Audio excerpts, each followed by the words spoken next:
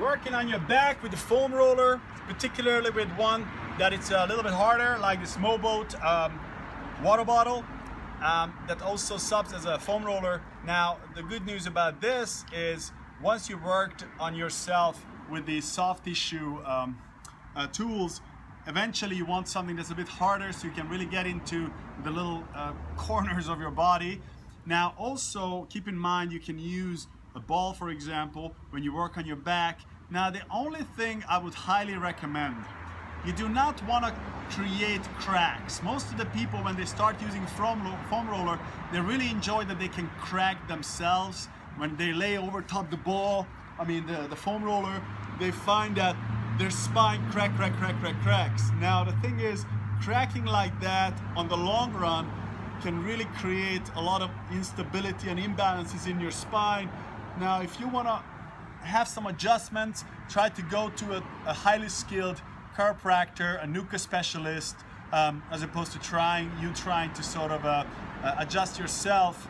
Generally talking, the areas where you can adjust your own self is probably not the areas where you really need the adjustments. The adjustments usually people need where there are things really jammed up, and those you will not be able to adjust unless you have some skills. So I would recommend when you work on the soft tissues of your back, you do not want to crack. So if you know that you're cracking certain points, perhaps just stop there a little bit and move away from the crack and massage around where you know that you would crack normally. So working on your back, beside your spine, it's a good idea. Depends on how much muscles you have on your back. You might not want to have the foam roller right on your spine. Again, depending on how hard the foam roller is, you can just keep the foam roller right beside your spine. Work on those erector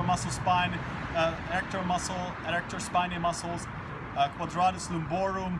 If you don't know what that is, look it up. It's a very, very important muscle to sort of regularly work at. Usually the best way to work at the quadratus lumborum is a tennis ball or a lacrosse ball, depending on how sensitive it is for you. Also, when you work up higher on your back, make sure that, again, higher you get, more likely, especially in the mid-back and the thoracic area, that's where people just crack a lot these days because of all the sitting that we do. We put ourselves in a position when we create a lot of different instability in that part of your back. So careful with the cracking, but do experiment and do work on your back with these soft tissue tools and work your trigger points out.